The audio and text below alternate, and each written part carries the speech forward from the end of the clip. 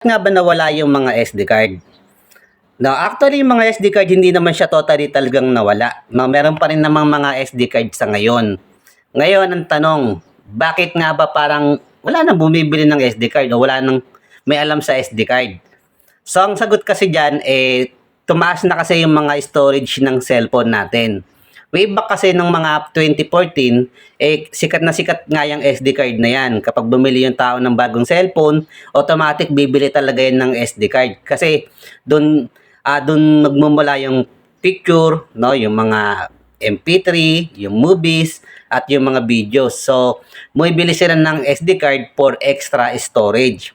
Pero ngayong kalaunan nga, yung mga cellphone natin, tumaas na yung storage nila. So, naalala ko nga dati, nung way back in December nun na yung mga SD card, nagtataka kami bakit sobrang mura nung binibenta. 150 lang isang SD card na 8 gig. Pero sa cellphone repair, 400 ang isang SD card.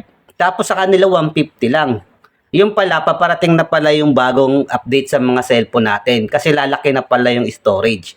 So dito na nga lumabas yung 16 gig, no, yung 32 gig na mga storage kung saan hindi mo na kailangan ng 8 gig na SD card. Ngayon, ang kagandahan pa dito, permanent na yung mga video mo, pero maganda na yung mga picture mo at hindi siya nakokorrupt. Hindi katulad sa SD card na kapag bumili nga po tayo niyan, nag-store tayo ng picture at storage, kapag na-virus o nakorrupt, nabubura nga yung laman at nasasayang nga yung mga picture natin. Ngayon, yung paglaki ng storage ng mga cellphone, yun talaga yung pinakadahilan. At ngayon nga, mas paganda ng paganda yung mga storage.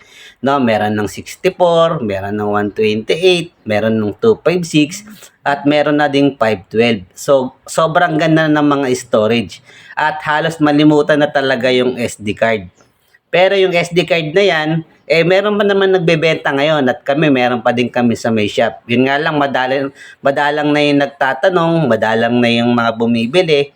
At syempre, hindi talaga may iwasan yan. Ganyan talaga yung pagbabago. So yun nga ang dahilan kung bakit nga parang biglang nawala yung mga SD card.